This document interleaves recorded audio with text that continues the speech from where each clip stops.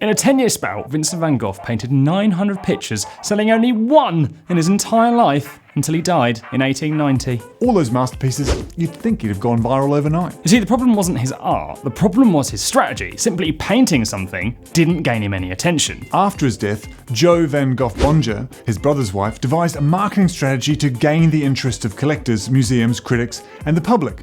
Although it wasn't called a marketing strategy. First up, she moved to Berlin, an artist hub full of art critics where she managed to build relationships with the right people. She organised exhibitions where they placed lesser-known works next to masterpieces to gain more exposure, and loaned out his work so many times that people began to recognise it. By 1892, she'd cracked Berlin like a giant German egg.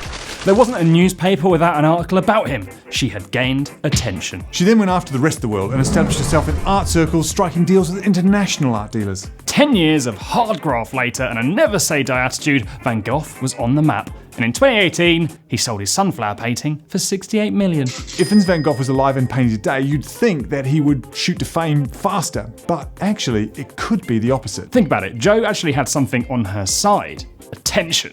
Back then, it was in abundance. Shouldn't have to push through a wall of people all shouting their message over one another. And another wall of people all ignoring it. Sure, there might have been other people fighting for the same museum wall, but they'd have had to make the same effort to get to Berlin to do it, not just send an email. It doesn't matter how great your masterpiece, business, or video is, or even what time you're living in. We're all living in the same time. But are we?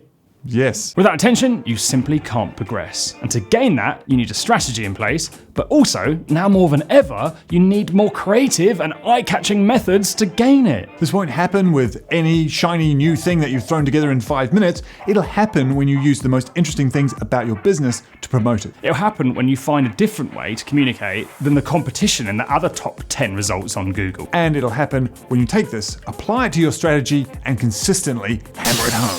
Think of it this way. Van Gogh was making masterpieces, and it still took years for him to get discovered and noticed. Don't expect your marketing masterpiece to speak for itself. You need to spend more time getting it seen than you did creating it. Struggling to come up with a strategy or creative ideas for your video marketing? Hit the link below and have a look at our ultimate course made just for you. Join us next week for more marketing hacks.